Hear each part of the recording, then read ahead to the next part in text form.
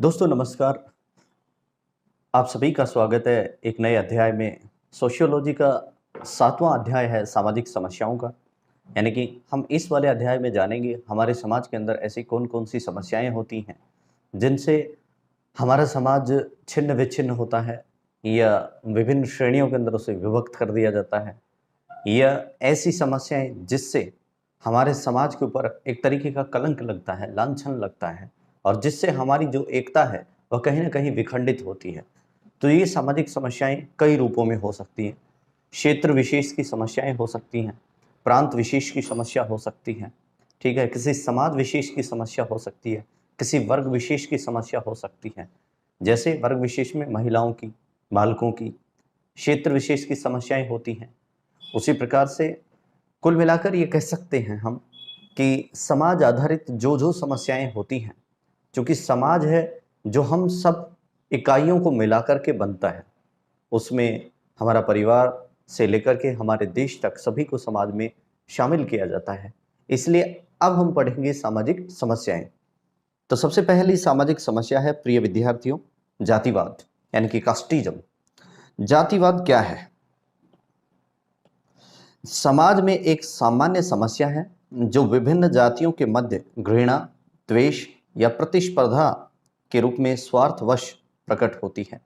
यानी कि किन्हीं दो जातियों के मध्य किन्हीं दो जातियों के मध्य किन्हीं दो जातियों के मध्य में जब घृणा का या द्वेष का अथवा प्रतिस्पर्धा का निर्माण होता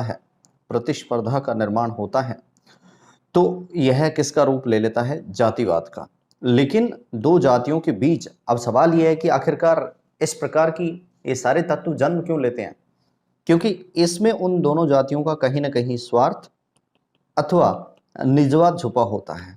क्या छुपा होता है? निजवाद। यानी कि वो निजी स्वार्थों की पूर्ति के लिए एक दूसरी जो जाति होती है उसके प्रति द्वेष, क्रोध या घृणा आदि को निर्मित करते हैं। परिणामतः इससे हमारे समाज के अंदर जो हमारी एकता है, जो हमारी समरसता है, सौहार्द है, वह विखंडित होता है। इसमें स्वजाति के हितों की पूर्ति करने के लिए अन्य जाति के हितों का हनन होता है। यानी कि हितवाद की जो भावना होती है उसके कारण ही दो जातियों के मध्य संघर्ष उत्पन्न होता है। व्यक्तिगत हितों की सामूहिक हितों के ऊपर प्राथमिकता होती है। जातिवाद में क्या होता है? कोई व्यक्ति जो होता है, व्यक्तिशः अपने हितों को ज़्यादा तरजीह देता है, वह उन पर ज़्यादा प्राथमिकता रखता है बजाय सामूहिक हितों के। यानी कि समाज के हितों की पूर्ति करने की अपेक्षा वे लोग निजी हितों पर ज़्यादा ध्यान देते हैं। इसलिए यह जातिवाद को और पोषित करता है। अब जातिवाद के कारण क्या है? ये देखिए, वस्तुतः परंपराओं और आधुनिकता के मध्य संघर्ष को जातिवाद की संज्ञा दी जाती है। यानी कि हम ये कह सकते हैं कि जब परंपराओं के और आधुनिकता के बीच में जब संघर्ष होता है तो इससे जातिवाद का जन्म होता है। किसका जन्म होता है? जातिवाद का। लेकिन सवाल यह है कि ये जातिवाद तब होगा जब दो जातियों के मध्य में उनकी अपनी पुरानी परंपराएं, रीति रिवाज और आधुनिक दौर की जो नवीन आयाम है, अगर उनके बीच में टकराव है तो इससे जातिवाद का जन्म होगा। किसका जन्म होगा? जातिवाद का। नेक्स्ट है सामाजिक निषेध तथा वैवाहिक प्रतिबंध के नियम। अब हम समझते हैं कि भाई जातिवाद तो चलो ठीक है कि परंपराओं और आधुनिकता के बीच में जन्म लेता है, ठीक है ना? उन दोनों के संघर्ष के अंदर से जातिवाद का जन्म होता है। लेकिन अब इसके कारण सबसे पहला तो है सामाजिक निषेध, यानी कि समाज के अंदर कुछ चीजों का प्रतिबंध होता है और उस कारण से जातिवाद पोषित होता है। दूसरा है वैवाहिक प्रतिबंध। विवाह को लेकर प्रतिबंध लगाए गए हैं कि आप अंतरजातीय विवाह नहीं कर सकते। मूलतः ऐसी परंपरा है, हालांकि अंतरजातीय विवाह होते हैं और इस कारण से भी जातिवाद को बढ़ावा मिलता है कि केवल अपनी ही जाति की ओर ध्यान रखना, अपनी ही जाति के अंदर गुजर बसर करना।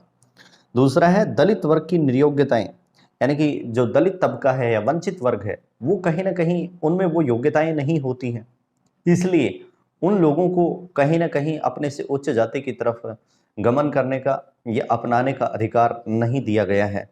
तथा सामान्य वर्ग का विशेषाधिकार, वहीं जो सामान्य वर्ग के लोग हैं उनको उच्च बुद्धि वाले, उच्च कौशल वाले, साथ ही साथ उच्च योग्यताओं वाले माना जाता है। ऐसी मान्यता है, हालांकि तथ्य इसमें नहीं है। तो इसको लेकर के क्या है कि ये बात साबित हुई है कि निर्योग्यता और विशेषाधिकार के बीच जो लड़ाई है, जो संघर्ष है, इसकी वजह से भी हमारी जो जाति व्यवस्था है वह पोषित होती है। परंपरावादी समाज तथा समतावादी धर्मनिरपेक्ष राज्य में टकराव होता है। जो परंपराएं हैं उनके अंदर रूढ़ियां हैं, रीति रिवाज हैं, उनके साथ जो जुड़े हुए हैं उनमें कुरीतियां हैं, और उन कुरीतियों की वजह से आधुनिकता के अंदर जो कुरीतियां अथवा प्राचीन भेदभाव की जो चीजें हैं वो कहीं ना कहीं मिट गई हैं आधुनिकता के दौर में। लेकिन पुरानी जो प्रथा है, पुराने जो अब भी विचार हैं वो कहीं ना कहीं धूमिल नहीं हुए हैं, इसलिए इन दोनों के बीच में टकराव होता है। और टकराव की स्थिति में जातिवाद को पोषण प्राप्त होता है, क्योंकि आधुनिकता जातिवाद को नकारती है, लेकिन प्राचीन परंपराएं आज भी उसको पोषित कर रही हैं, उसको बल प्रदान कर रही हैं। प्रचार, यातायात और संचार के साधन, यहाँ तक कि इन सब के साथ भी जातिवाद आपको दिखाई देगा। नगरीकरण, औद्योगिकीकरण व शिक्षा का प्रसार। जब नगरीकरण ज़्यादा हुआ है, औद्योगिकरण ज़्यादा हुआ है और शिक्षा का अधिकतम प्रसार हुआ है, इससे जातिवाद को बल मिला है कहीं ना कहीं। लेकिन इसमें यह तय है कि शहरी क्षेत्रों के अंदर कहीं ना कहीं जातिवाद इतना संपोषित नहीं है जितना कि ग्रामीण क्षेत्रों में है। नेक्स्ट है जाति की राजनीतिक भूमिका। यहाँ तक कि हमारी राजनीति के गलियारों में भी जाति का अपना एक विशिष्ट स्थान होता है। जाति व्यवस्था, वहाँ पर जातिगत समीकरण कार्य करते हैं, जातिगत वहाँ पर टिकट वितरण होता है उम्मीदवारों के लिए। यहाँ तक कि उस क्षेत्र विशेष या जाति विशेष को लेकर के वहाँ पर बजटिंग होती है। यहाँ तक कि उस क्षेत्र विशेष का राजनीति के अंदर प्रतिनिधित्व तय होता है। तो इस प्रकार से राजनीतिक प्रतिनिधित्व तय होता है। इस प्रकार से हम समझ सकते हैं कि वर्तमान शासन व्यवस्था में जाति की अपनी एक भूमिका होती है। तो इस प्रकार से ये प्रमुख कारण है जिनसे जातिवाद को संबल मिला है। अब हम जानेंगे जातिवाद के प्रभाव, कि जातिवाद के क्या क्या प्रभाव होते हैं, जातिवाद से क्या क्या प्रभाव पड़ता है। सबसे एक तो पहला है राष्ट्रीयता की भावना में ये बाधक है, क्योंकि विभिन्न जातियों और विभिन्न मतों को मानने वाले जब लोग होंगे तो वे कभी भी एकता के सूत्र में नहीं बन सकते, इसलिए ये राष्ट्रीयता की भावना को पोषित नहीं कर पाएगा। दूसरा है जातिवाद से नैतिकता का अभाव उत्पन्न होता है और संकीर्णता का यानी संकीर्ण विचारों की उत्पत्ति या उनका प्रसार होता है। नेक्स्ट है औद्योगिक कुशलता में बाधक। हम औद्योगिक रूप से कभी भी कुशल कार्य करने में सक्षम नहीं हो पाएंगे, क्योंकि विभिन्न जाति आधारित उद्योगों की स्थापना होगी तो उसमें भेदभाव होगा, उसमें जाति विशेष को लेकर कई प्रकार के संकीर्ण विचारों का जन्म होगा। वस्तुतः इससे उच्च वर्ग वाले लोग कहीं ना कहीं औद्योगिक क्षेत्रों में केवल उच्च वर्ग की जातियों को तरजीह देंगे, प्राथमिकता देंगे, इससे निम्न वर्ग के अधिकारों का हनन होगा। नेक्स्ट है अयोग्य जनप्रतिनिधियों का चयन। जातिवाद के कारण कुछ अयोग्य जनप्रतिनिधि होते हैं, उनका भी चयन हो जाता है जो उच्च वर्ग के होते हैं। हालांकि निम्न वर्ग के कई उच्च कौशल प्राप्त लोगों को इसमें पूर्ण रूप से मुख्य धारा में आने का मौका नहीं मिलता है, उन लोगों को उचित राजनीतिक प्रतिनिधित्व नहीं मिल पाता है। नेक्स्ट है सामाजिक हितों की उपेक्षा। समाज के हितों को लेकर के जातिवाद एक बाधक तत्व के रूप में खड़ा होता है, क्योंकि अगर जातिवाद नहीं होगा तो समाज के हितों की पूर्ति होगी, लेकिन जहां जातिवाद है वहां पर समाज के हितों की कभी पूर्ति नहीं हो सकती। नेक्स्ट है जनता का दमन का द्योतक। जातिवाद से क्या होता है, जनता का दमन होता है। वे लोग जो सामान्य वर्गों की अपेक्षा निचले वर्गों से या वंचित वर्ग से या बेसहारा तबके से जुड़े हुए होते हैं, उन लोगों के साथ विभिन्न प्रकार के भेदभाव देखने को मिलते हैं। यह भी जातिवाद का ही प्रभाव है। नस्लीय भावों का जन्म, काला और गोरा, इस प्रकार के भेदभाव यानी कि नस्ल आधारित भेदभाव भी तय कर दिए जाते हैं और जातिवाद उनको संपोषित करता है। विशेषाधिकारों और निर्योग्यताओं का पक्षपात। कुछ सामान्य वर्ग के लोग, मेरा मतलब किसी के ऊपर कोई कटाक्ष करने का नहीं है, मैं सीधे से कह रहा हूं कि जो सामान्य वर्ग के लोग होते हैं या उच्च वर्ग के लोग होते हैं, उन लोगों को विशेष अधिकार प्राप्त होता है, जबकि निचले वर्ग या निचले तबके के लोगों को निर्योग्यता का प्रतीक माना जाता है। ठीक है ना। ऐसी स्थिति में भी हमारे यहाँ पर जातिवाद का प्रभाव दिखाई देता है। अगर जातिवाद नहीं हो तो ऊंचा और नीचा वर्ग कोई नहीं होगा, सब बराबर के भाई बहन होंगे। नेक्स्ट है योग्य व्यक्तियों के प्रतिनिधित्व में बाधक। जातिवाद अगर होगा तो योग्य व्यक्ति या इंटेलिजेंट व्यक्ति जो होंगे वो कभी भी हमारे सामने निकल कर नहीं आएंगे। अगर जातिवाद नहीं है तो सभी को समान अवसर मिलेंगे, और समान अवसर का प्रतिनिधित्व जब होगा तो निश्चित रूप से हमारे सामने उच्च कौशल और बुद्धि से प्रतिष्ठित व्यक्ति हमारे सामने निकल कर आएंगे। तो ये था जातिवाद। दूसरा है प्रमुख सामाजिक समस्या नेपोटिज्म, यानी कि भाई भतीजावाद, कि अंधा बाटें सीवनी और अपने को ही देत, यानी कि स्वार्थवश ये कह सकते हैं कि सिर्फ अपनों तक लगाव रखना, दूसरे का वहां पर दूरी बनाए रखना या दूसरे से अलग रहना, इसको हम भाई भतीजावाद की संज्ञा देते हैं। यह भी जातिवाद का ही पर्याय होता है। जिस प्रकार से जातिवाद में अपनी जाति को ही प्राथमिकता दी जाती है, उसी प्रकार से भाई भतीजावाद में अपने लोगों को, अपने परिवार के लोगों को, अपने भाई भतीजों को, अपने रिश्तेदारों को, अपने नातेदारों को ही इसमें प्राथमिकता दी जाती है। इसमें स्वजनवाद को प्रेरणा मिलती है। अपने ही लोगों को स्वहितों की पूर्ति का यह परिचायक होता है। जहां पर भाई भतीजावाद है, वहां पर खुद के हितों की पूर्ति के बारे में ही सारे कार्य किए जाते हैं, यानी कि खुद के स्वार्थों की पूर्ति के लिए जिस प्रमुख तत्व को प्राथमिकता दी जाती है वह है भाई भतीजावाद। प्रोफेसर रिग्स ने इसकी एक परिभाषा दी और उन्होंने कहा कि विकासशील देशों की समाज व्यवस्था में भाई भतीजावाद मौजूद है। जी बिल्कुल, हम देखते हैं कि भारत देश अभी विकासशील देश है। इसी प्रकार से कुछ ऐसे अन्य राष्ट्र हैं जहां पर भाई भतीजावाद देखने को मिलता है। चूंकि हम अपने देश की कहें, हमारे यहाँ पर भाई भतीजावाद होने की वजह से कई और दूसरी समस्याओं का भी जन्म होता है, जैसे भ्रष्टाचार है, ठीक है। इसी प्रकार से कुछ अन्य राष्ट्रों के अंदर भी यह समस्या देखने को मिली है। इन समाजों के आदर्श और व्यवहार में अथवा कथनी और करनी में अंतर पाया जाता है। वे समाज या वे राष्ट्र जहां पर नेपोटिज्म है, ऐसे राष्ट्रों के अंदर कहीं ना कहीं उनकी सेइंग और डूइंग जो होती है, कथनी और करनी, उनके अंदर एक बड़ा गैप दिखाई देता है, एक बड़ा अंतर दिखाई देता है। साथ ही साथ उनके जो आइडल्स होते हैं, उनके जो आदर्श होते हैं और उनके जो व्यवहार होते हैं, बिहेवियर, उनके अंदर भी एक बड़ी कमी देखने को मिलती है, बड़ा अंतर देखने को मिलता है। क्योंकि वे लोग अपने आदर्शों के आगोश में कहीं ना कहीं व्यवहारिक रूप से सही कार्य नहीं कर पाते हैं, केवल वे अपने आदर्शों को लेकर ही अपना कार्य संपन्न करते हैं। उनका ध्यान व्यावहारिकता की तरफ नहीं होता है। और व्यावहारिकता का सिद्धांत जिस व्यक्ति ने, जिस समाज ने अपना लिया, समझ लीजिए वो कल्याणमयी है।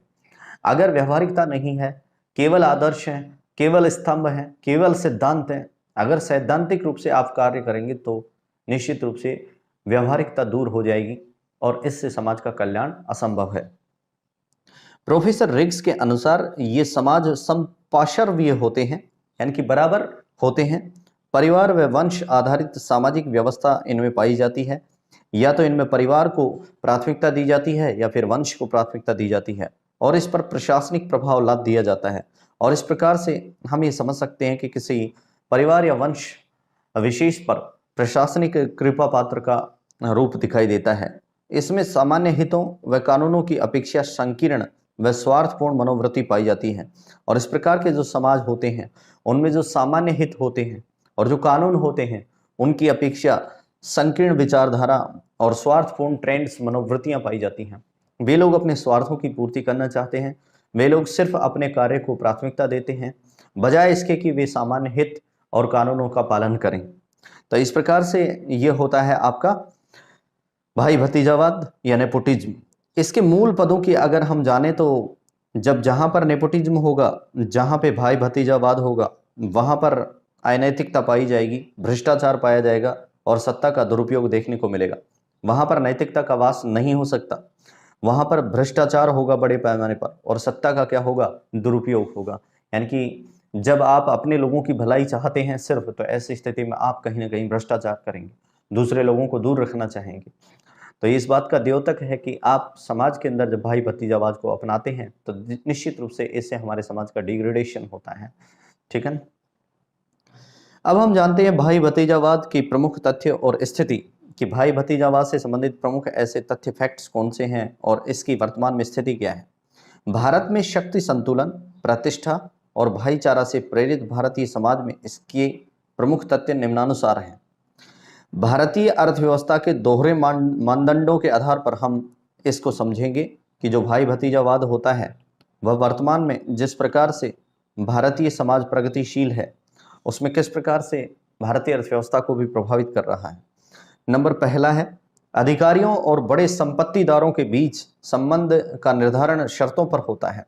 जो बड़े बड़े अधिकारी होते हैं और बड़े बड़े असामी होते हैं, बड़े रुपये पैसों वाले कारोबारी होते हैं, उनके बीच में कुछ शर्तें होती हैं और उनके आधार पर क्या होता है, उनके संबंध निर्धारित होते हैं, उनमें बड़ी लेन देन खरीद फरोख्त होती है। दूसरा है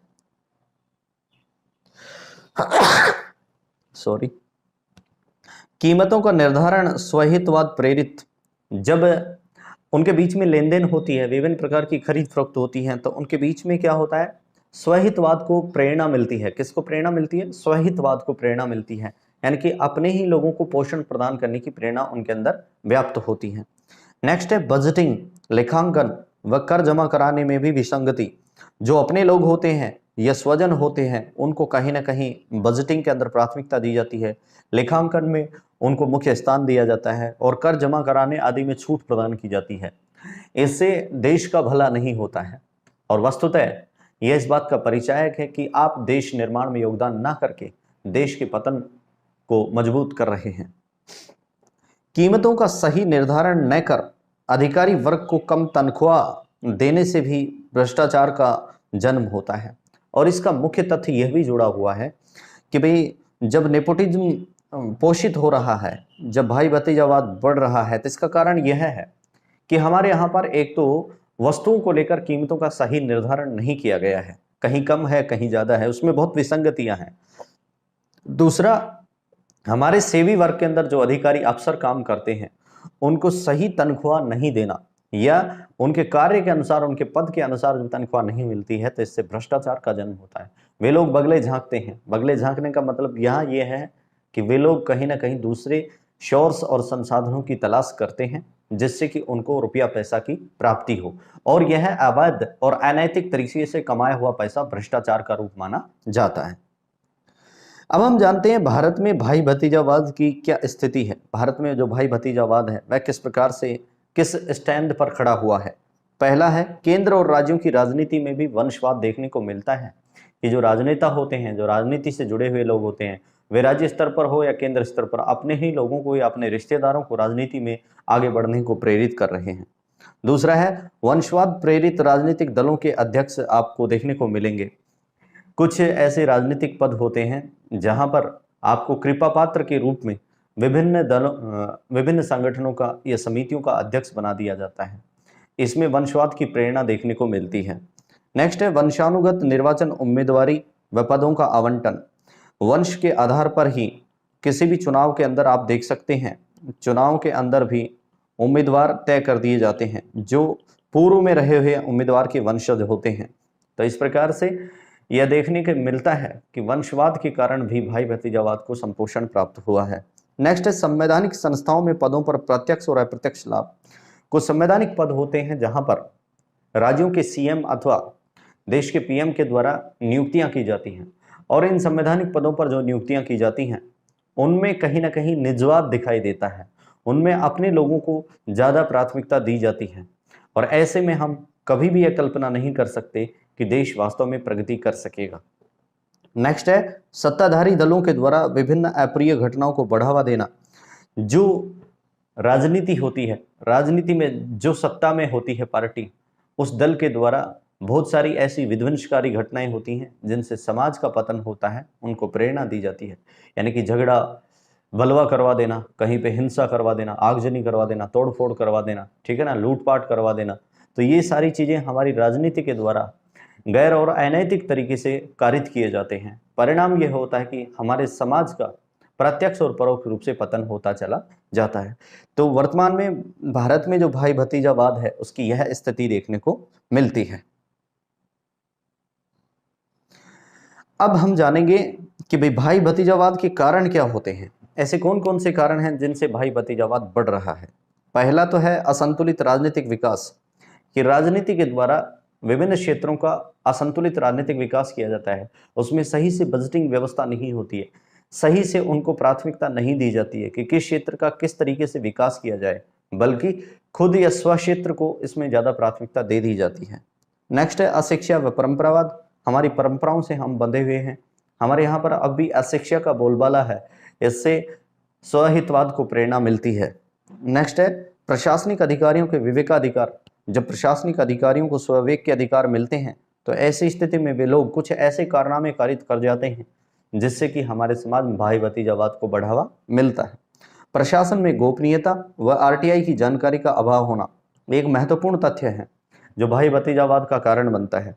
एक तो प्रशासन में कॉन्फिडेंशियल जो गोपनीयता होती है, गोपनीय जो चीजें होती हैं उनका खुलासा कर दिया जाता है। कुछ ऐसे तत्व होते हैं जो गोपनीय चीजों को लीक कर देते हैं। दूसरा है आरटीआई की जानकारी का अभाव है।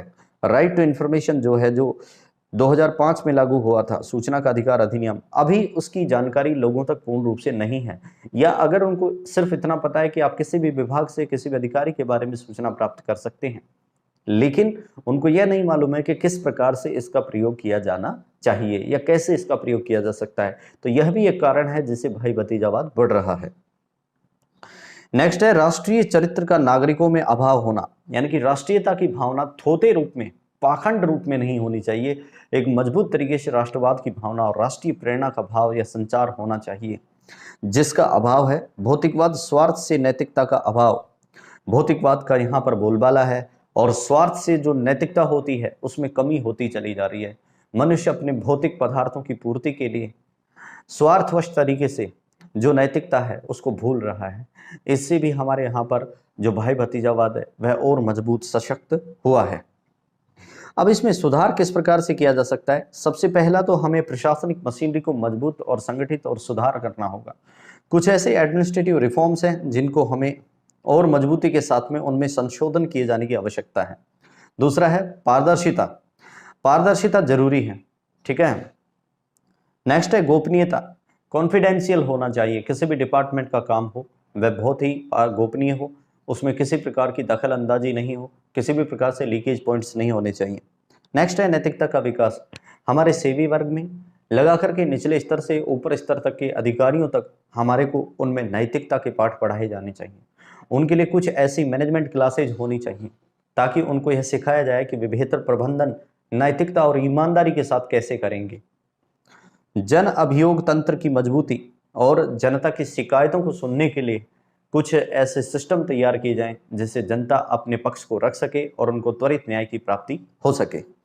और नेक्स्ट है सूचना के अधिकार की मजबूती। हमारा जो सूचना का अधिकार अधिनियम है उसे हमारे द्वारा बहुत सशक्त बनाए जाने की आवश्यकता है। उसे लोगों को जागरूक करने की आवश्यकता है। उनको ये बताना होगा कि उनके क्या क्या अधिकार हैं शासन और प्रशासन में, वो किस प्रकार से जानकारी प्राप्त कर सकते हैं, किसी भी प्रकार की गलतफहमी को दूर कर सकते हैं, किसी भी प्रकार की जो गड़बड़ी है, जो भ्रष्टाचार है, उसको मिटाने के लिए वो कैसे कृत संकल्प होंगे। यह जानकारी, इस प्रकार की जागरूकता उनके बीच में प्रचारित और प्रसारित की जानी चाहिए।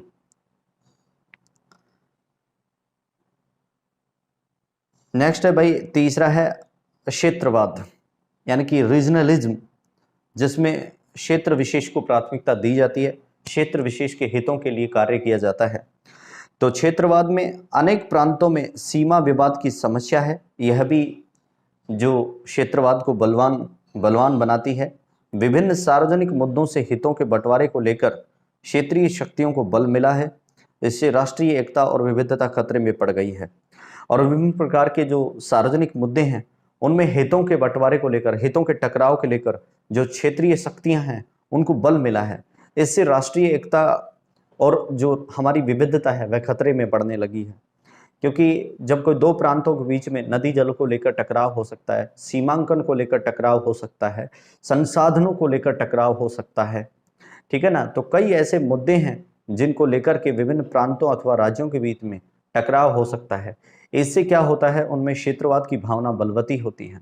परिणामतः हमारे देश की एकता और अखंडता को चोट पहुंचती है, ठेस पहुंचती है। वस्तुतः विविधताओं से परिपूर्ण भारतीय समाज में विभिन्न राज्य, भाषा और समुदाय हैं। ये हम जानते हैं कि भारत को विविधताओं में एकता वाला राष्ट्र इसीलिए कहा जाता है। क्षेत्र विशेष के प्रति समर्पण और भावनात्मक लगाव तथा अन्य के प्रति पृथकता व भेद का भाव ही क्षेत्रवाद का परिचायक होता है। एक क्षेत्र विशेष या प्रांत विशेष के प्रति आप लगाव रखते हैं, भावनात्मक, उसके प्रति आपका समर्पण है, उसके प्रति आप हित का कार्य करते हैं। वहीं जो दूसरा प्रांत है या दूसरा क्षेत्र है उसके प्रति आप पृथकता का भाव अपनाते हैं, उसके प्रति आपका भावनात्मक लगाव नहीं है, साथ ही साथ आप उसके साथ भेदभाव करते हैं या संसाधनों का सही से आवंटन नहीं करते हैं, संसाधनों का आवंटन सही से नहीं करते हैं। तो ऐसी स्थिति में क्या होगा, दोनों के बीच संघर्ष की स्थिति उत्पन्न होगी और क्षेत्रवाद और मजबूत होगा। इससे क्षेत्रवाद की भावना और ज्यादा बलवती होती है। क्षेत्रवाद की जो अवधारणा है इसमें स्थानीयतावाद छुपा होता है, यानी कि स्थानीय तत्वों या प्रेरक तत्वों को जन्म मिलता है। पृथक्करण की भावना होती है, अलगाव की भावना होती है, अलग थलग होने की जैसी भावना दिखाई देती है स्पष्टतः। अब हम इसको वेबस्टर शब्दकोश के अनुसार जानते हैं कि क्षेत्रवाद की कौन कौन सी प्रमुख विशेषताएं होती हैं। तो पहला तो है राष्ट्रीय एकता के नाम पर सभी इकाइयों पर समान राजनीतिक प्रतिमानों का थोपना। राष्ट्रीय एकता को मजबूत करने के नाम पर जितनी सारी इकाइयां होती हैं उन पर समान राजनीतिक प्रतिमानों को थोपने का कार्य किया जाता है, ठीक है ना। इससे परिणाम क्या होगा, हमारी जो सामाजिक और सांस्कृतिक आंदोलन है उनका जन्म होता है।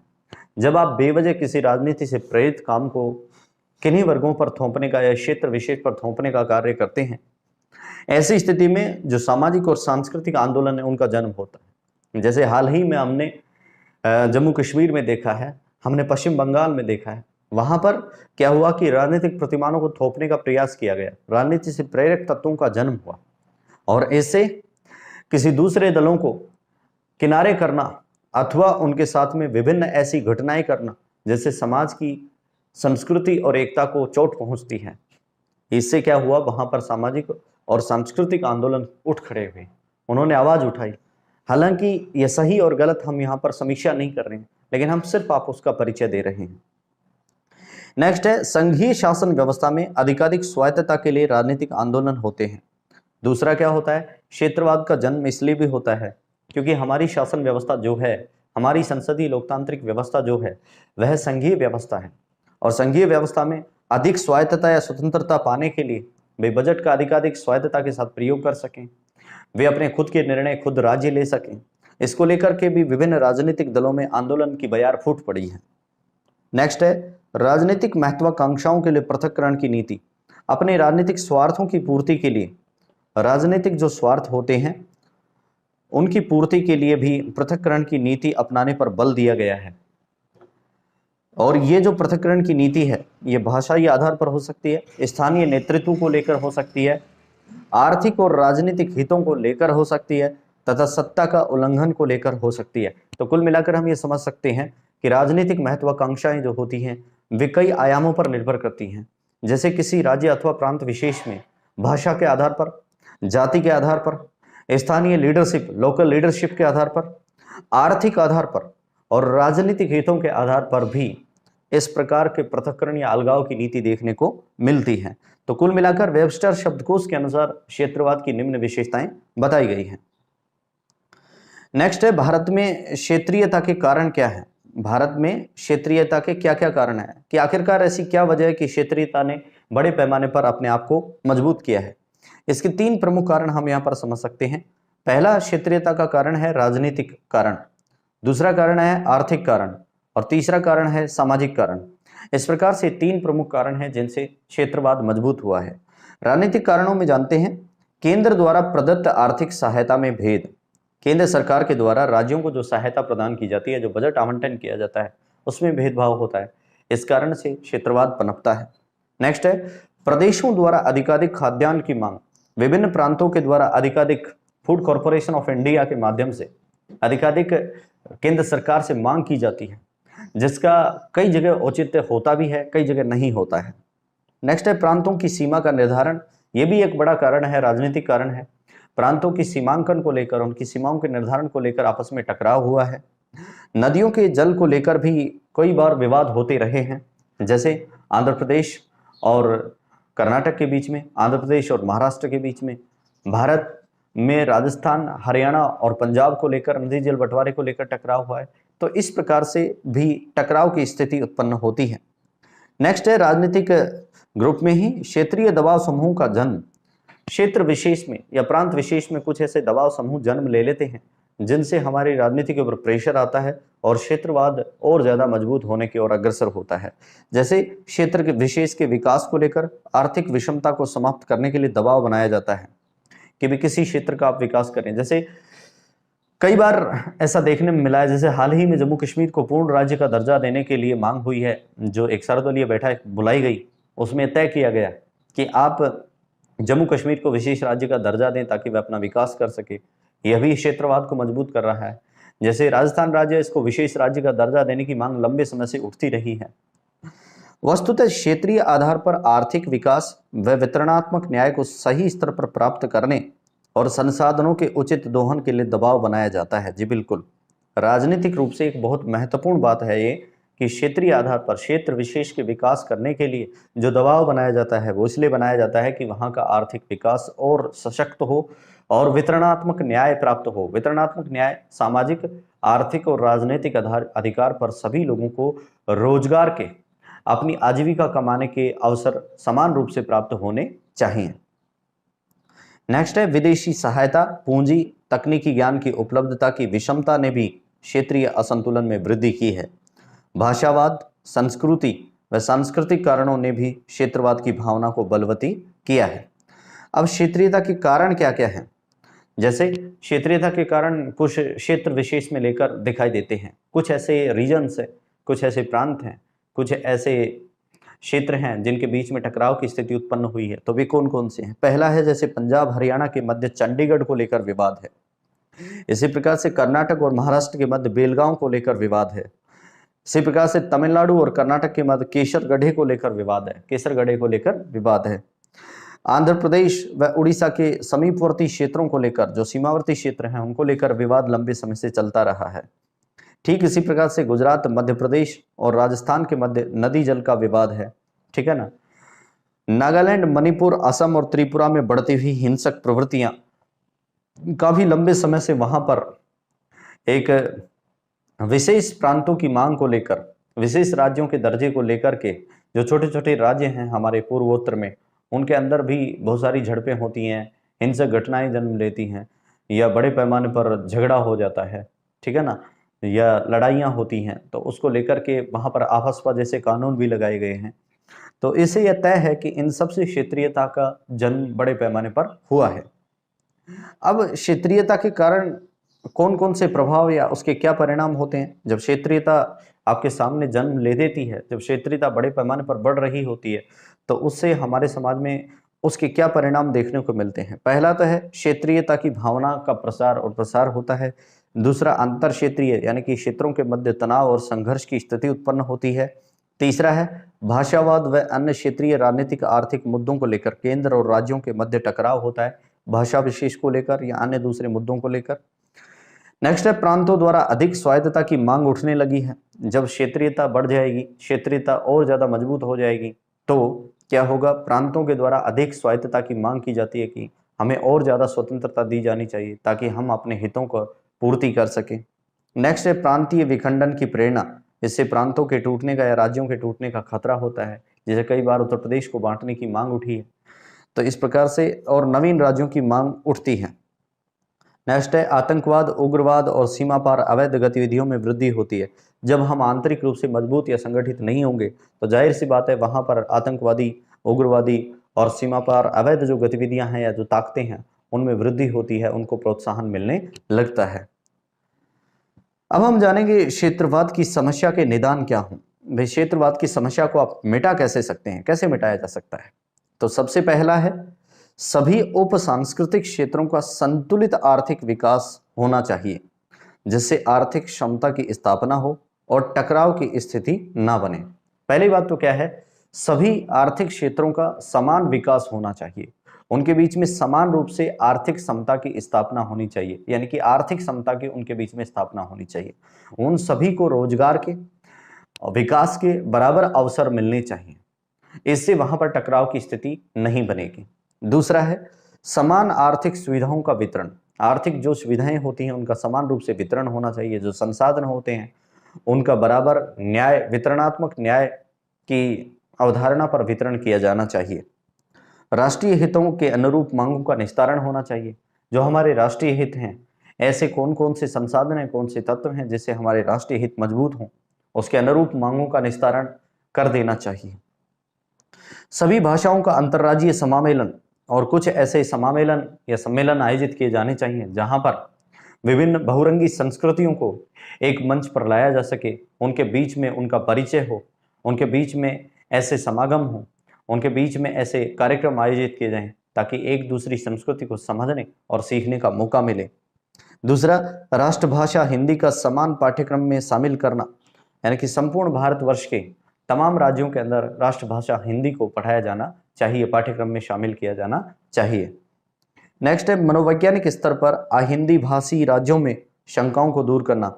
साइकोलॉजिकल प्रेशर बना हुआ है, यह मनोवैज्ञानिक दबाव है कुछ दक्षिणी राज्यों के अंदर और कुछ पूर्वोत्तर राज्यों में, जहां पर अंग्रेजी को प्राथमिकता दी गई है, वहां पर हिंदी भाषी लोग कम है या है नहीं। तो ऐसी स्थिति में उन लोगों के मन के अंदर एक शंका है, एक भय है, एक आतंक है कि किस प्रकार से वे हिंदी को अपनाएं। इस शंका को दूर करने के लिए सरकार को राज्य स्तरों पर और केंद्र स्तर पर प्रयास करना चाहिए। नेक्स्ट है क्षेत्रीय विषमताओं को समाप्त कर सहनशीलता के अंदर वृद्धि की जानी चाहिए। जो क्षेत्रगत जो विषमताएं हैं जो पनपी हुई हैं उनको समाप्त करने का राज्य सरकार और केंद्र सरकार को प्रयास करना चाहिए और सहनशीलता टॉलरेंस की वृद्धि की जानी चाहिए, यानी कि सहनशीलता का विकास किया जाना चाहिए। तो इस प्रकार से हम क्षेत्रीयता को दूर करने में सक्षम होंगे। नेक्स्ट है विरोधी दलों के द्वारा राज्यों में पक्षपातपूर्ण नीति को न अपनाया जाए। जो विरोधी दल होते हैं वो राज्यों के अंदर पक्षपातपूर्ण नीति को अपनाते हैं, यह काम नहीं होना चाहिए। जैसे किसी प्रांत के अंदर कांग्रेस की या अन्य किसी क्षेत्रीय दल की सरकार हो और संघ स्तर पर बीजेपी की भारतीय जनता पार्टी की सरकार हो, या यूं कहें कि किसी प्रांत अथवा संघ के बीच में जब अलग अलग सत्ताधारी पार्टियों के द्वारा सरकार चलाई जा रही हो तो उसमें भेदभावपूर्ण रवैया नहीं अपनाना चाहिए। नेक्स्ट है केंद्र व राज्यों के मध्य सहकारी संघवाद कोऑपरेटिव फेडरलिज्म को बढ़ावा दिया जाना चाहिए।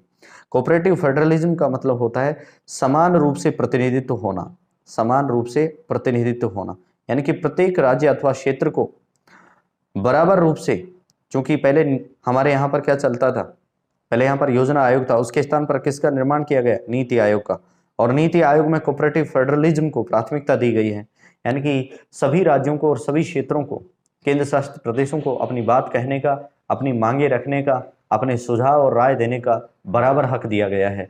यही सहकारी संघवाद की प्रेरणा अपनाई जानी चाहिए। नेक्स्ट है क्षेत्रीयता को स्थानीय स्तर पर समर्थन न दिया जाए, और जो क्षेत्रीयता होती है उसको स्थानीय स्तर पर समर्थन नहीं दिया जाना चाहिए, बल्कि विकासात्मक राजनीति की पहल होनी चाहिए कि जो राजनीतिक दल विकास की बात करेंगे, जो विकास को वास्तविकता में धरातल पर लेके आएंगे, उनको हमें प्रोत्साहन देना चाहिए, उनको हमें प्रेरणा देनी चाहिए और उनको आगे बढ़ाना चाहिए। तो ये था हमारा क्षेत्रीयता। अब हम पढ़ेंगे तस्करी के बारे में। नेक्स्ट टॉपिक है तस्करी, यानी कि स्मगलिंग, जिसको अंग्रेजी में कहते हैं। तस्करी का पर्याय होता है कि आप कई रूप में इसको देख सकते हैं, जैसे टैक्स की चोरी करना, या कई प्रकार के आर्थिक अपराध इसमें शामिल होते हैं। देश के समुद्र तटीय जो सीमाएं होती हैं वहाँ से जो बंदरगाह होते हैं या विमानपत्तन होते हैं, वहाँ पर आप एक देश की वस्तु को दूसरे देश में विनिमय कर देते हैं और वो चोरी छुपे अवैध रूप से करते हैं, तो ये तस्करी का रूप होता है। तो इसका परिचय जान लेते हैं। तस्करी करों की चोरी और अन्य आर्थिक अपराधों के विरुद्ध भारत में कार्रवाई के व्यापक प्रबंध किए गए हैं। देश के समुद्री तट, भू सीमा, बंदरगाहों व विमानपत्तनों पर मजबूत चौकसी कायम है। गुप्तचर विभागों के द्वारा इस और व्यापक और त्वरित निदान तंत्र भी विकसित किया गया है। जो हमारी एजेंसीज हैं वो काफ़ी सक्रिय हैं और वो इस बात का, डिटेक्टिव एजेंसी काफ़ी मजबूत हैं और सक्रिय हैं, वो इस बात का ख्याल रखती हैं कि कहीं पर तस्करी या इस प्रकार की घटनाओं को अंजाम तो नहीं दिया जा रहा है। वर्जित वस्तुओं की तस्करी को रोकने के लिए सीमा शुल्क अधिकारियों के द्वारा विशेष उपाय बनाए गए हैं। जो सीमा शुल्क अधिकारी होते हैं, ठीक है ना, केंद्रीय उत्पाद शुल्क और सीमा शुल्क के जो अधिकारीगण होते हैं उनके द्वारा व्यापक इंतजाम किए जाते हैं। जैसे वे इस बात का ख्याल रखते हैं कि बिल बनाने में कहीं हेरी फेरी तो नहीं हुई है, अवैध ढंग से लाभ प्राप्ति हेतु निर्यात में कहीं जालसाजी तो नहीं की गई है, करोड़ों रुपयों की वर्जित वस्तुओं को वे पकड़ने का काम करते हैं। तो ये तस्करी का परिचय है। अब हम जानेंगे तस्करी के मुख्य कारण क्या है, कि आखिरकार तस्करी क्यों की जाती है, तस्करी होती क्यों है। राजनीति का अपराधीकरण होना, राजनीति को जब अपराध की दुनिया में प्रवेश मिल जाता है या राजनीति के लोग जब अपराध की दुनिया में घिर जाते हैं तो ऐसी स्थिति में वे तस्करी जैसे कामों को अंजाम देते हैं। प्रमाण पत्रों में औपचारिकताएं पूरी करना, ठीक है, प्रशासन में सच्चरित्रता का अभाव होना, अनैतिक तरीकों से धन संग्रह की लालसा, जब मनुष्य गलत तरीके से धन जुटाने की लालसा उसमें जागृत हो जाती है, सीमा पार अवैध व्यापार आदि सब कारणों से ये तस्करी को अंजाम मिलता है या ये तस्करी के कारण है। जैसे अवैध व्यापार में अवैध नोटों का व्यापार किया जाता है, हवाला कारोबार किया जाता है, अफीम, हेरोइन और स्मैक का प्रसरण कर दिया जाता है, यानी कि एक स्थान से दूसरे स्थान पर जब इन सब चीज़ों का विनिमय किया जाता है, तो इस प्रकार की हेरा-फेरी या जो जालसाजी होती है, वही तस्करी कहलाती है। अब तस्करी करेंगे तो तस्करी का क्या प्रभाव होता है हमारे यहाँ पर? देखिए, नंबर 1, काला धन में वृद्धि होती है। जब आपका धन है, अगर आप उसको अपने देश के बैंकों में नहीं रख रहे हैं, तो इसका मतलब है कि आप टैक्स चोरी कर रहे हैं। इससे क्या होगा कि काला धन में वृद्धि होगी, आप दूसरे देश में उसको जमा करवा देते हैं। जैसे काले धन का मुद्दा पिछले 5 से 8 सालों में काफ़ी उठता रहा है। नेक्स्ट है राष्ट्र विरोधी गतिविधियों को प्रेरणा मिलना। इससे राष्ट्र विरोधी, राष्ट्र का जो विरोध करने वाली या राष्ट्र को कमज़ोर करने वाली जो ताकतें होती हैं, उनको प्रेरणा मिलती है। राष्ट्रीय चरित्र का अभाव होता है, यानी कि राष्ट्रीय प्रेरणा होती है, वह कहीं न कहीं डिजेनरेट होती हैं। प्रशासनिक परेशानियों का निर्माण होता है, प्रशासन के सामने बहुत सारी परेशानियाँ उत्पन्न होती हैं, जैसे प्रशासनिक मशीनरी को उनको सुलझाने में, उनकी पकड़ करने में और उनको गिरफ्त में लेने में काफ़ी समस्याओं का सामना करना पड़ता है। नेक्स्ट है प्रशासनिक सच्चरित्रता का धन लोलुपता के कारण अभाव होना। और जो प्रशासनिक सच्चरित्रता होती है, प्रशासनिक चरित्र होता है, उसके अंदर धन लोलुपता का अभाव दिखाई देता है, ठीक है ना। ये सारी चीज़ें जो होती हैं, ये तस्करी के प्रभाव के रूप में जन्म लेती हैं। अब हम इसे रोकने के क्या कौन कौन से उपाय अपना सकते हैं कि तस्करी को हम किन किन आधारों पर रोक सकते हैं। तो पहला प्रमुख साधन है तस्करी को रोकने के कि केंद्रीय उत्पाद शुल्क और सीमा शुल्क बोर्ड दिल्ली, इसके लिए भारत सरकार ने स्थापित किया है, जो इस प्रकार की तस्करी और अवैध गतिविधियों को रोकने का कार्य करता है। दूसरा है राजस्व आसूचना महानिदेशालय। तीसरा है राष्ट्रीय सीमा शुल्क, केंद्रीय उत्पाद शुल्क और नारकोटिक्स अकादमी की स्थापना की गई है। मुख्य सतर्कता आदिवासी संगठन का निर्माण किया गया है। विदेशी मुद्रा और अपराध नियंत्रण से संबंधित विभिन्न प्रकार के कानून भारत सरकार ने बनाए हैं ताकि इस प्रकार की तस्करी को रोका जा सके। नेक्स्ट है भाई काला धन, यानी कि ब्लैक मनी। ब्लैक मनी क्या होता है? जब आप अपने धन को कर से बचाने के लिए किसी दूसरी संस्था अथवा किसी दूसरे के नाम से या किसी दूसरे देश के अंदर किसी दूसरी जगह पर आप छुपाते हैं, तो यह काला धन के नाम से जाना जाता है। यानी कि अवैधानिक तरीकों से अर्जित, जिसमें गैर तरीके से, अनैतिक तरीके से जो पैसा कमाया जाता है, गैर कानूनी तरीके से, सरकारी नियमों और उपनियमों का जब आप उल्लंघन करते हैं, तो आप इस प्रकार का धन कमाते या बनाते हैं। अवैधानिक और सरकारी नियमों का उल्लंघन करके जिस धन की प्राप्ति होती है, वह काला धन कहलाता है। वस्तुतः इस धन का निर्धारण निर्धारित लेखांकन नहीं कर जाली नामों से निर्दिष्ट किया जाता है। और ये जो धन होता है, इसका सही से अकाउंटेंसी, लेखांकन नहीं होता है, अकाउंटिंग नहीं हो पाती, बल्कि इसको किसी छद्म अथवा दूसरे नामों से निर्दिष्ट कर दिया जाता है। परिणामतः यही काला धन कहलाता है। इस धन का उद्देश्य सरकारी करों, टैक्सेस से बचाना होती है, जिससे राजकोषीय हानि होती है। और इसका काला धन ये इसलिए बनता है क्योंकि इसमें टैक्स चोरी होती है। इसमें क्या होता है? टैक्स चोरी होती है। और टैक्स चोरी करने से हमारे ऊपर या हमारे देश की अर्थव्यवस्था पर क्या प्रभाव पड़ता है? हमारे देश के राजकोष को क्या होती है? इससे हानि होती है। राजकोष में क्या होती है? हानि होती है। यह एक समानांतर अर्थव्यवस्था होती है।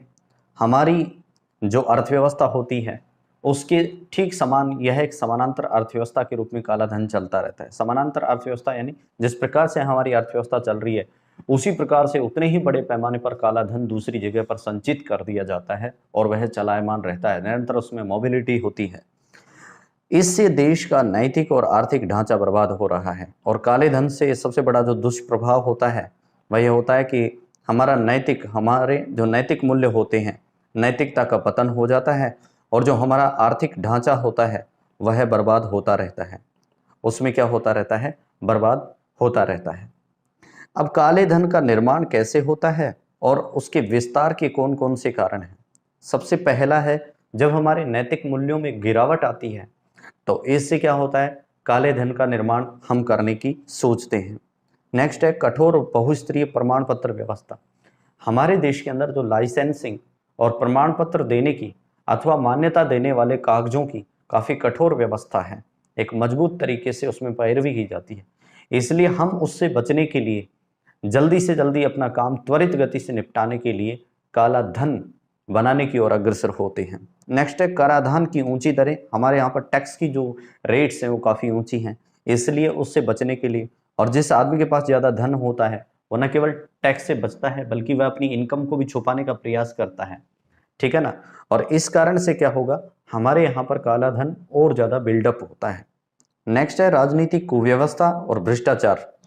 नेक्स्ट सीमित संसाधन और अभावों की अर्थव्यवस्था। हमारे यहाँ पर जो संसाधन है वे सीमित रूप में है और हमारी जो अर्थव्यवस्था है वो अभावों की अर्थव्यवस्था है, क्योंकि यहाँ पर हमारी अर्थव्यवस्था के साथ साथ देश में, समाज में समानांतर बहुत सारी ऐसी कमियां हैं जिनकी पूर्ति की जानी जरूरी है, लेकिन इतना धन मौजूद नहीं है, क्योंकि जो लोग, जिनके पास पैसा होता है, जो लोग अवैध तरीके से पैसा कमाते हैं, वो अपने धन को यहाँ नहीं छोड़ करके कहीं दूसरी जगह जमा करवा देते हैं।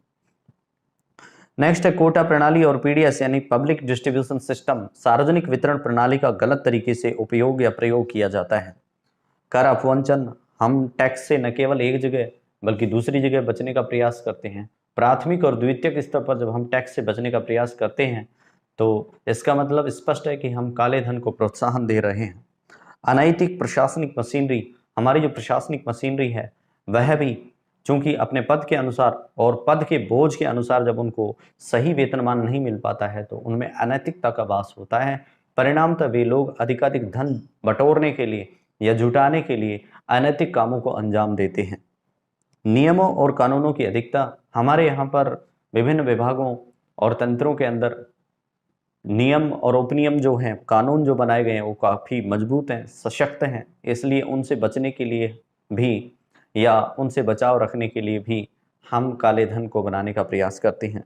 और नेक्स्ट है चुनावी भ्रष्टाचार। जब हमारे यहाँ पर चुनाव करवाए जाते हैं तो चुनाव पूर्व तैयारी में और चुनाव के दरमियान भी बड़े पैमाने पर पैसे का दुरुपयोग किया जाता है, इससे भ्रष्टाचार को प्रोत्साहन मिलता है। अब काले धन से समाज में उत्पन्न जो परिणाम होते हैं वो क्या क्या होंगे? हमारे समाज में जब काला धन बहुत ज़्यादा हो जाएगा तो उससे क्या परिणाम होंगे? पहला, समाज और राष्ट्र विरोधी गतिविधियों को जन्म मिलेगा, आतंकवाद, ठीक है, इसी प्रकार से बहुत सारी चीज़ों की तस्करी होगी, साथ ही साथ कर अपवंचन होगा, ठीक है। तो और राष्ट्र विरोधी गतिविधियों में जैसे दंगा फसाद, बलवा करवाना, इन सब ऐसी प्रकार की जो गतिविधियां होती हैं उनको बड़े पैमाने पर प्रोत्साहन मिलता है। नेक्स्ट है नियोजन लक्ष्यों की प्राप्ति में कठिनाई। हमारे जो प्लानिंग जो सेंस होते हैं, प्लानिंग जो टारगेट होते हैं, प्लान्ड टारगेट होते हैं कि हमारा ये टारगेट है, इस लक्ष्य की प्राप्ति हमारा देश करने वाला है, वह सही से उसको सही समय पे हासिल नहीं कर पाते हैं। आय वितरण में असंतुलन होता है, हम हमारी जो इनकम होती है उसका सही से वितरण सभी के लिए नहीं कर पाते हैं समान रूप से। नेक्स्ट है नैतिकता का ह्रास होता है, यानी कि भोग विलास की इच्छा की पूर्ति के लिए हम हमारे नैतिक मूल्यों को बिल्कुल ताक पर रख देते हैं। मुद्रास्फीति की दर में वृद्धि हो जाती है, यानी कि महंगाई बढ़ जाती है। क्या हो जाता है? महंगाई बढ़ जाती है। और इसका कारण है क्योंकि सभी लोगों के पास पैसा नहीं होता है, लेकिन जिन लोगों के पास पैसा होता है उसमें से अधिकांश लोग काले धन का या काले धन के रूप में धन का इस्तेमाल करते हैं या तैयार करते हैं।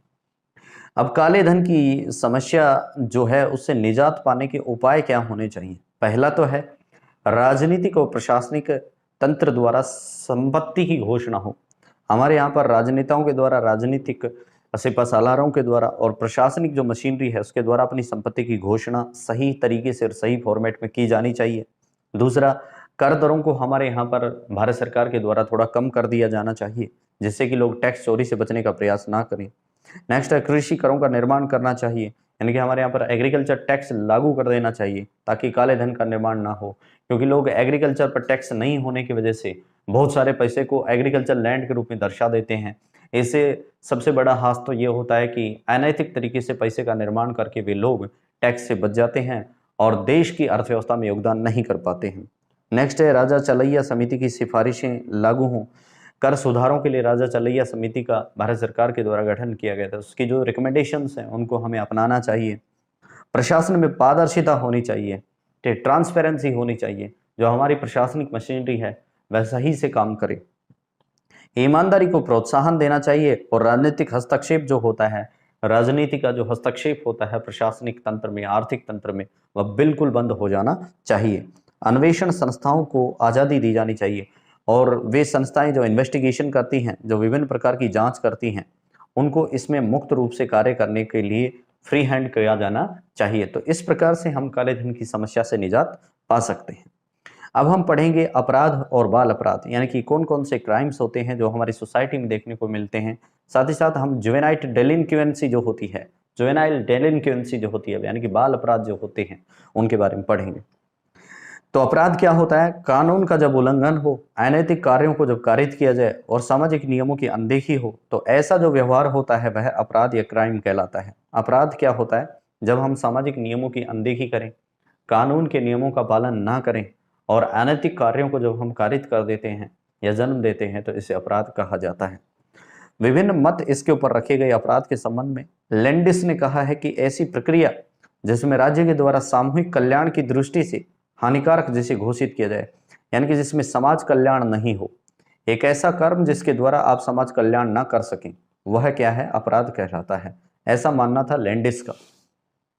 नेक्स्ट थी मर्टन की परिभाषा। मर्टन ने माना कि सांस्कृतिक दृष्टि से जो मानक उद्देश्य होते हैं, जो स्टैंडर्ड जो पर्पज होते हैं, वे और संस्थागत साधन जो होते हैं उनके मध्य जब संगति का अभाव होता है या विसंगति पाई जाती है, यानी कि जो हमारी सांस्कृतिक सिस्टम है, सांस्कृतिक व्यवस्था है, उसके उद्देश्यों को जब हम पाने में जो संस्थागत जितने साधन हमारे को प्राप्त होते हैं, अगर इनके बीच में कहीं विसंगति है, तो ऐसी स्थिति में किसका जन्म होगा? सीधी सी बात है, अपराध का जन्म होगा। दुर्खिम प्रसिद्ध समाजशास्त्री दुर्खिम का मानना था कि अपराध वह सामाजिक तथ्य है तथा मानविक कृत्य है जिसमें हम अपने मूल्यों को खो देते हैं। एक ऐसा सामाजिक सच्चाई है। अपराध क्या है? एक सामाजिक सच है और ये मानव का कारित है। यह मानव कारित है। अपराध जो होता है वह एक सामाजिक सच है और ये मानव कारित है, जिसमें क्या होता है कि हम अपने मूल्यों को, नैतिक मूल्यों को खो देते हैं। नैतिक मूल्यों को क्या कर देते हैं? खो देते हैं। परिणाम तक इसका जन्म होता है, अपराध का जन्म होता है। वस्तुतः समाज द्वारा मानक मूल्यों व मानकों के विपरीत आचरण को विचलित व्यवहार कहते हैं।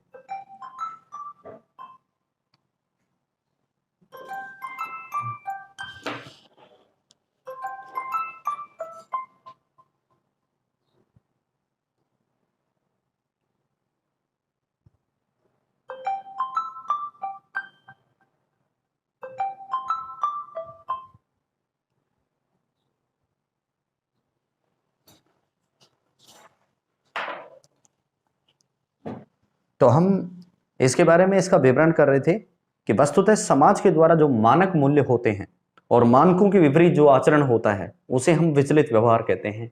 यानी कि जो निर्धारित मापदंड होते हैं, जब हम उनके खिलाफ अपना आचरण करते हैं, तो इस प्रकार का आचरण या विचलित तरीके से किया गया जो व्यवहार होता है, यही अपराध कहलाता है। और विचलित व्यवहार करता ही अपराधी कहलाएगा, और जो इस प्रकार के कामों को कारित करता है वह अपराधी कहलाता है। ये सभी अपराध समाज के द्वारा मान्यता प्राप्त नहीं होते हैं, जैसे पर स्त्री गमन, दूसरी स्त्री का पास जाना। नेक्स्ट है आत्महत्या, शराबखोरी, जुआ खेलना, नशीली दवाओं का सेवन करना आदि सभी क्या हैं? ये अपराध कहलाते हैं। क्या कहलाते हैं? अपराध कहलाते हैं, जिनमें हम अपने नैतिक मूल्यों को खो देते हैं, जिनमें क्या होता है, हम समाज के नियमों का उल्लंघन करते हैं, कानून के नियमों की अपेक्षा करते हैं, इसलिए इनको अपराध की संज्ञा दी जाती है। अब देखते हैं अपराध का जन्म कैसे होता है। भाई अपराध पनपता कैसे है? पहला तो है विलासिता और धन लोलुपता की चाह होना। नेक्स्ट है व्यक्तिगत प्रतिष्ठा और परिस्थिति उन्नयन की आकांक्षा। मनुष्य जब ये चाहता है कि वो बहुत बड़ा असामी बन जाए या बहुत बड़ी हस्ती या व्यक्तित्व बन जाए, इसके लिए वह गैर और अनैतिक कामों को अंजाम देता है। नेक्स्ट है अनाचारों में वृद्धि होना। आचार के विपरीत सही से व्यवहार जब मनुष्य नहीं करता है, तो ऐसे में उसमें अपराधों का जन्म होता है। नेक्स्ट होता है सामाजिक असमानता, विरासत व आधुनिकता का प्रभाव। आजकल हमारे समाज के अंदर इनइक्वलिटी है विभिन्न समाजों के मध्य। उस असमानता के कारण उनके बीच एक इस प्रकार की भावना जन्म लेती है जो उनको काफी परेशान करती है। ठीक है, और कुछ हमारी विरासत को लेकर लोगों के बीच में संघर्ष की स्थिति उत्पन्न होती है। आधुनिकता का प्रभाव जो देखने को मिल रहा है कि कुछ लोग एक ऊंचे दर्जे का जीवन जीते हैं, लेकिन दूसरे लोग जो नहीं जी पाते हैं, वो उसी प्रकार का जीवन जीने की चाह के अंदर इस प्रकार के अपराधों को जन्म देते हैं। नेक्स्ट है समाजीकरण और अपराध का क्या संबंध है। यानी कि समाज की जो सामाजिक व्यवस्था है और अपराध है, इनके बीच में ऐसा क्या संबंध है। वस्तुतः समाज में व्यक्ति की मनोवृत्तियों का निर्धारण और निर्माण होता है। हमारा जो समाज है उसमें व्यक्ति की जो मनोवृत्तियां होती हैं उनका निर्धारण और निर्माण होता है। ठीक है ना, मनुष्य का जो निर्माण है वह प्राथमिक रूप से हमारे समाज में होता है। विशेष सुविधा वाले वर्ग का व्यक्ति भी अपराध का पर्याय बनता है, लेकिन एक ऐसा वर्ग जिसको खास सुविधाएं उपलब्ध होती हैं वह भी अपराध की दुनिया में कूदता है। शक्ति संपन्न सफेद पोश व्यक्तियों के द्वारा समाज में कुसंगत का निर्माण कर दिया जाता है। समाज में नकारात्मक प्रवृत्ति वाले व्यक्ति विध्वंसक तथा सकारात्मक प्रवृत्ति वाले व्यक्ति की भूमिका रचनात्मक होती है। दो प्रकार के व्यक्तित्व हमारे समाज में होते हैं। एक तो नकारात्मक प्रवृत्ति वाले, नकारात्मक व्यक्तित्व वाले लोग, ये समाज के लिए विध्वंसक का कार्य करते हैं, और दूसरे जो होते हैं वे सकारात्मक प्रवृत्तियों वाले व्यक्ति होते हैं। ये हमारे समाज के अंदर रचनात्मक कार्यों को अंजाम देते हैं। किस प्रकार के कार्यों को अंजाम देते हैं? रचनात्मक कार्यों को अंजाम देते हैं। आप जानते हैं भारत में प्रमुख आपराधिक प्रक्रियाएं कौन कौन सी हैं, यानी कि भारत के अंदर ऐसी कौन सी आपराधिक प्रक्रियाएं हैं जिनको हमें पढ़ना है। तो अपराध कौन कौन से होते हैं? कत्ल और हत्या, मर्डर, दवाओं में मिलावट, मिलावटखोरी, अपहरण, बलात्कार व हिंसा, डकैती, लूट, चोरी, जहरखुरानी, दंगा, आगजनी, फसाद, नेक्स्ट है जालसाजी, गबन और विश्वासघात आदि सभी अपराध की संज्ञा में शामिल किए जाते हैं। यानी ये सभी अपराध हैं जो हमारे समाज के अंदर पनपते हैं अथवा ये आगे बढ़ते रहते हैं। तो कुल मिलाकर हमने जाना कि अपराध किसे कहते हैं, अपराध का समाज के साथ किस प्रकार से संबंध होता है, और ऐसी कौन सी आपराधिक प्रक्रियाएं होती हैं जो हमारे समाज को विखंडित करने का काम करती हैं। अब हम पढ़ेंगे बाल अपराध, यानी कि जुवेनाइल डेलिंक्वेंसी या जुवेनाइल डेलिंक्वेंसी क्या होती है, यानी कि बालकों के कौन कौन से अपराध होते हैं और बाल अपराध किसे कहते हैं। तो एक बालक जब आवारागर्दी, दुर्व्यवहार, शैतानी और उद्दंडता जैसी क्रियाएं करता है तो यह व्यवहार समाज विरोधी होता है और असामाजिक होता है। जब बालक कुछ ऐसे कामों को कारित करे जो समाज के नियमों के विपरीत होते हैं, जैसे आवारागर्दी, बुरा व्यवहार, शैतानी और उद्दंडता, तो इस प्रकार का जो काम होता है वह समाज विरोधी होता है और असामाजिक होता है, और इसे ही बाल अपराध कहते हैं, जुवेनाइल डेलिंक्वेंसी कहेंगे। वुडवर्थ ने इसकी परिभाषा दी, और वुडवर्थ ने परिभाषा देते हुए बाल अपराध को संबोधित किया और कहा कि इस अपराध के अंतर्गत किसी बालक अथवा तरुण के द्वारा कारित गलत कामों को शामिल किया जाता है जो सामान्य श्रेणी के नहीं होते हैं। एक तो सामान्य श्रेणी होती है और एक विशेष श्रेणी होती है, ठीक है ना। तो जो अपराध की जो श्रेणी होती है वह विशेष श्रेणी होती है, वह सामान्य श्रेणी नहीं होती है, क्योंकि सामान्य श्रेणी को तो समाज स्वीकार करता है लेकिन विशेष श्रेणी को समाज स्वीकार नहीं करता है। तो ऐसी स्थिति में हम कह सकते हैं कि बालकों के द्वारा कुछ ऐसे गलत काम कारित कर दिए जाते हैं जो समाज के द्वारा स्वीकार्य नहीं होते हैं, वे ही बाल अपराध कहलाते हैं। ऐसी परिभाषा किसने दी थी? वुडवर्थ ने दी थी। अब हम जानेंगे बाल अपराध के लक्षण, कि बाल अपराध के लक्षण क्या क्या होते हैं जिससे हम पहचान सके कि ये बाल अपराध है। नंबर 1 है 6 वर्ष से अधिक और वयस्क अवस्था से कम उम्र के जो लोग होते हैं, जो बालक होते हैं, वे बाल अपराध में शामिल किए जाते हैं। उनमें आवारागर्दी पाई जाती है, उनमें उनका जो संरक्षक गार्जियन होते हैं उनका उन पे कंट्रोल नहीं होता है, वे अकारण हानि पहुंचाने की चेष्टा रखते हैं, यानी कि उनका जो मेंटल डेवलपमेंट होता है, मानसिक विकास है, वह सही से नहीं होता है, उनमें दुर्व्यवहार की प्रवृत्ति पाई जाती है। नेक्स्ट है गलत और निम्न स्तरीय भाषा का निर्माण होता है। ऐसे लोग गलत तरीके से और निम्न स्तरीय भाषा, गाली गलौज का इस्तेमाल करते हैं। उनमें हिंसात्मक प्रवृत्ति पाई जाती है, वे किसी दूसरे की जान लेने पर भी उतारू होते हैं, क्योंकि उनका मानसिक जो विकास होता है वह सही परवरिश और सही संस्कारों से नहीं होता है। यौन दुराचार की प्रवृत्ति उनमें पाई जाती है, गलत तरीके से यौन उपभोग करना वो चाहते हैं। नेक्स्ट है भिक्षावृत्ति, जो भिक्षावृत्ति से संबंधित लोग होते हैं उनके अंदर बाल अपराध की प्रवृत्ति पाई जाती है। और नेक्स्ट है कानून को भंग करना, ऐसे लोग जो बाल अपराध को कारित करते हैं उनको कानून को भंग करने में एक अलग तरीके का रसास्वादन या मजा आता है। इसलिए इस प्रकार से हम ये समझ सकते हैं कि ये बाल अपराध के प्रमुख लक्षण हैं। अब हम जानेंगे भारत में जो बाल अपराध है उसकी क्या स्थिति है, किस प्रकार से भारत में बाल अपराध बढ़ रहा है, या बाल अपराध की भारत में क्या स्थिति है। तो बाल अपराधों के वैधानिक और समाजशास्त्रीय आयाम है। नंबर 1 है कानूनी रूप से बाल अपराध को परिभाषित किया गया है, और दूसरा समाज स्तरीय उपागम या आयाम के आधार पर भी बाल अपराध को बताया गया है। तो बाल अपराध के निम्न कारण उत्तरदायी होते हैं। बाल अपराध किन किन कारणों से जन्म लेता है, उसके कौन कौन से कारण होते हैं। पहला तो है हमारी संस्कृति का नॉन एडजस्टमेंट, जो हमारे सांस्कृतिक कारक होते हैं उनका कुसमायोजन, सही तरीके से संस्कृति, रीति रिवाज, परंपरा, सामाजिक कानूनों का पालन नहीं करना भी बाल अपराध को बढ़ावा देता है। दूसरा है अपर्याप्त निवास, एक घर के अंदर रहने वाला परिवार जब सही से उनको निवास स्थान प्राप्त नहीं होता है तो उनमें अपराध प्रवृत्ति कारित होती है। नेक्स्ट है पारिवारिक सदस्यों का अति बाहुल्य, परिवार के सदस्यों में अति बाहुल्य पाया जाता है, जब परिवार के सदस्यों की संख्या अधिक होती है तो यह भी बाल अपराध की श्रेणी में आता है। निम्न जीवन स्तर, बाल अपराध में जो जीवन स्तर है, जो लाइफ लेवल होता है, वो निम्न स्तर का होता है।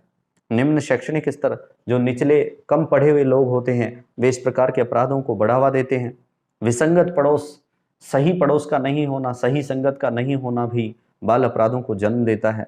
सामाजिक व्यवहार में कमी, असामाजिक व्यवहार इस प्रकार के लोगों में पाया जाता है, वे सामाजिक व्यवहार से बंधे हुए नहीं होते हैं, ना तो वे समाज की संहिताओं का पालन करते हैं, ना समाज के द्वारा निर्दिष्ट निर्देशों की पालना करते हैं। भारतीय बाल अधिनियम 1860 के अनुसार बाल अपराधी वह है, भारतीय बाल अधिनियम इंडियन जुवेनाइल एक्ट 1860 के अनुसार ये कहा गया कि बाल अपराधी वह होता है जो एक जुर्म करता हुआ पाया जाता है। 18 वर्ष से कम का लड़का और 16 वर्ष से कम की लड़की श्रेणी में लिपिबद्ध या श्रेणीबद्ध की गई है।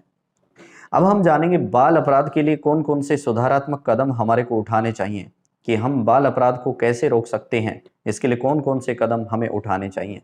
सबसे पहला, बाल सुधार न्यायालयों की स्थापना की जानी चाहिए। नेक्स्ट है बाल उपचार और संप्रेषण केंद्रों की स्थापना की गई है। इससे नेक्स्ट है परिवीक्षा अधिनियम 1850 लेके आया गया था। दंड प्रक्रिया संहिता, यानी कि जो हमारे यहाँ पर कानून का पालन करवाने के लिए संहिता बनाई गई है, जो एक संविधान बनाया गया है जो दंड से संबंधित है, वह 1898 और 1973 में मूल रूप से अमल में लाया गया था। ठीक है ना। नेक्स्ट है आईपीसी और सीआरपीसी, यहाँ पे इसको आईपीसी कहेंगे। 1920 के पश्चात पारित राज्य अधिनियम, 1920 के पश्चात जितने भी शासन व्यवस्था से संबंधित अधिनियम लाए गए उन सब के अंदर इसका हवाला दिया गया, और कुछ ऐसे संवैधानिक प्रावधान किए गए हैं जिससे हम बाल अपराध को रोक सकते हैं। जैसे अनुच्छेद 45 के अनुसार निःशुल्क और अनिवार्य शिक्षा का अधिकार, यानी कि 6 से 14 वर्ष तक के जितने भी बालक हैं उनको उचित शिक्षा देने का अधिकार सुरक्षित किया गया है। अनुच्छेद 39 ड के अनुसार बाल श्रम पर रोक लगा दी गई है कि आप चाइल्ड लेबर नहीं करवाएंगे। 39 च के अनुसार बालकों के शोषण, नैतिक और आर्थिक परित्याग से इनका संरक्षण किया गया है, यानी कि नैतिक रूप से और आर्थिक रूप से जब इनको वंचित रखा जाए तो उसको रोका जाए। दूसरा, बालकों के शोषण को रोकथाम लगाई जानी चाहिए, बालकों का शोषण नहीं होना चाहिए। ये सारी चीजें इन कुछ अधिनियमों के तहत कुछ अनुच्छेद में भारतीय संविधान में श्रेणीबद्ध की गई हैं, जिससे बालकों में अपराध प्रवृत्ति को रोका जा सकता है। इसी प्रकार से भारतीय बाल अधिनियम इंडियन चाइल्ड एक्ट बनाया गया है। मनोविश्लेषणात्मक निदान के अंदर साइकोलॉजिकल ऐसे सेंटर बनाए गए हैं जहां पर जिन बालकों की साइकोलॉजी सही नहीं होती है या डिस्टर्ब होती है या नॉन एडजस्टेड होती है, उनके लिए वहां पर उपचार और चिकित्सा सुविधाएं उपलब्ध कराई गई हैं। सामुदायिक, शैक्षणिक और सांस्कृतिक आयोजनों का समय समय पर आयोजन किया जाना चाहिए। ऐसी कुछ सामाजिक सरकारी संस्थाएं या अर्ध सरकारी संस्थाएं हैं जो हमारे समाज में शिक्षा की तरफ और संस्कृति के उन्नयन की तरफ लगातार अग्रसर हैं। इसके लिए विभिन्न कार्यक्रमों का आयोजन करती हैं, समाज में एक अच्छा संदेश देती हैं। बाल आयोग की स्थापना 1999 में, चाइल्ड कमीशन की स्थापना भारत में की गई 1999 में, जो बालकों के लिए कार्य करता है, बालकों के हितों के लिए, बालकों के संरक्षण के लिए, बालकों में अपराध को रोकने के लिए। इसी प्रकार से विभिन्न नशा मुक्ति केंद्र और सरकारी संस्थाएं हैं जो मिलकर के इस प्रकार से बाल अपराध को रोकने और सुधार की पहल करने के लिए स्थापित की गई हैं। अब है बाल किशोर सामाजिक असमायोजन रोकथाम नियंत्रण अधिनियम के उद्देश्य, यानी बालकों के अंदर जो सोशल नॉन एडजस्टमेंट होता है, सामाजिक असमायोजन या कुसमायोजन होता है, उसकी रोकथाम के लिए हमारे पास जो अधिनियम हैं उनके क्या क्या उद्देश्य निहित हैं। तो पहला जो है वह है किशोर न्यायिक अधिनियम 1986 के अनुसार किशोर को जेल नहीं होनी चाहिए। दूसरा है उपेक्षित और आपराधिक बच्चों के व्यवहार की लिए अलग प्रणाली का विकास किया जाना चाहिए। नेक्स्ट है सामाजिक रूप से कुसमायोजित बालकों की देखरेख, उनका संरक्षण और पुनर्वास में अनुकूलित उपायों और बुनियादी ढांचे का निर्माण किया जाना चाहिए। वे बालक जो सोशली एडजस्टेड नहीं है, सही से समायोजित नहीं है, उन बालकों की सही से देखरेख की जानी चाहिए, उसके लिए संरक्षण किया जाना चाहिए उनका, और उनका पुनर्वास रिहेबिलिटेशन में अनुकूलित उपायों को अपनाया जाना चाहिए। अब हम जानेंगे बाल अपराध के लक्षण, कि बाल अपराध जो होते हैं उनके क्या क्या लक्षण होते हैं। तो पहला होता है 6 वर्ष से अधिक और वयस्क अवस्था से कम उम्र के बालक होते हैं। दूसरा उनमें आवारागर्दी पाई जाती है, तीसरा उन पे गार्जियन का कंट्रोल नहीं होता है, इसके बाद में वो अकारण किसी को अपराध या चेष्टा हानि पहुंचाने की चेष्टा रखते हैं, दुर्व्यवहार का काम करते हैं, उनमें गलत और निम्न स्तरीय भाषा का निर्माण होता है, हिंसात्मक प्रवृत्ति पाई जाती है, उनमें यौन दुराचार, भिक्षावृत्ति और कानून को भंग करने की आदतें, ये सारी आदतें उनमें पाई जाती हैं। इसलिए हम इससे समझ सकते हैं कि ऐसे जो बालक होते हैं वो हमारे समाज के अंदर कहीं ना कहीं बाल अपराधों को जन्म देते हैं। ये यहाँ पे रिपीट हुआ है, इसलिए हम इसको यहाँ पे छोड़ देते हैं जो जो रिपीट हुआ है। अब है बाल श्रम की समाप्ति और शोषण की रोकथाम के लिए जो सरकारी उपाय किए गए हैं, यानी कि सरकार ने अपने स्तर पर कौन कौन से ऐसे उपाय किए हैं ताकि चाइल्ड लेबर को रोका जा सके, बाल श्रम को रोका जा सके। तो इसके लिए कुछ सरकारी प्रावधान, इसमें पहला है बाल श्रम निषेध और नियमन अधिनियम 1986। सबसे पहला जो कानून बनाया गया 1986 में कि चाइल्ड लेबर को रोका गया है और इसके लिए रेगुलाइजेशन किया गया है उसको, यानी कि विनियमन किया गया है उसका कि भाई बालकों के संरक्षण और बाल श्रम को रोकते हुए कुछ ऐसे नियम बनाए गए हैं जिनकी पालना किया जाना जरूरी है। दूसरा है बाल श्रमिकों की राष्ट्रीय नीति 1987 अमल में लाई गई है। राष्ट्रीय बाल श्रमिक परियोजना का निर्माण किया गया, पूरक शैक्षिक कार्यक्रमों का निर्माण किया गया है, एक संगठित राष्ट्रीय एजेंडे का निर्माण करते हुए पूरे देश में एक देशव्यापी अभियान चाइल्ड लेबर के खिलाफ खड़ा किया गया है, जिससे बालकों में जो हमारे समाज में बालकों से जो बाल श्रम करवाया जाता है उसको रोका जा सके, उस पर पूर्ण रोकथाम की जा सके। अब हम पढ़ेंगे कुपोषण यानी कि मेल न्यूट्रिशन, यानी कि जो भोजन हम करते हैं उसके अंदर पोषक तत्वों की जब कमी होती है तो ऐसे कौन से पोषक तत्व होते हैं जिससे हमारा भोजन जो है वह संतुलित भोजन नहीं कहलाता है, यही कुपोषण होता है। तो मानव शरीर में पोषक तत्वों की जब कमी होती है तो इसे कुपोषण कहा जाता है। भारत में कुपोषण की स्थिति को हम जानते हैं कि किस स्तर से बढ़ी हुई है। देखते हैं, बिहार, ओडिशा, मध्य प्रदेश, राजस्थान और उत्तर प्रदेश में कुपोषण की स्थिति गंभीर है। यूनिसेफ की रिपोर्ट के अनुसार विश्व की 1/3 बाल संख्या कुपोषित है और यूनिसेफ का जो मानना है, जो बालकों के उत्थान के लिए कार्य करती है, यूनाइटेड नेशन की एक संस्था है, उसका यह मानना है कि संपूर्ण विश्व के अंदर 1/3 जो आबादी है वह 1/3 आबादी वह जो बाल संख्या है वह कहीं ना कहीं कुपोषण से पीड़ित है। WHO विश्व स्वास्थ्य संगठन ने असमय बाल वर्ग की काल कवलित संख्या को कुपोषण का ही पर्याय माना है। यानी कि WHO का यह मानना है कि बालक जो असामयिक मौत का शिकार होते हैं उसका एक ही वजह है कि उन लोगों को सही से पोषण की प्राप्ति नहीं हो पाती है। नेक्स्ट है सेंटर फॉर पब्लिक पॉलिसी की रिपोर्ट के अनुसार, यानी कि लोक नीति की केंद्रीय रिपोर्ट के अनुसार भारत में कुपोषण से प्रतिदिन 5 वर्ष से कम उम्र के 1500 बच्चों की मौत हो जाती है। ठीक है ना, ये एक बहुत बड़ा आंकड़ा है कि प्रतिदिन भारत के अंदर 5 वर्ष से कम उम्र के बालक हैं वो कुपोषण से जो मर रहे हैं उनकी संख्या तकरीबन 1500 आंकी गई है।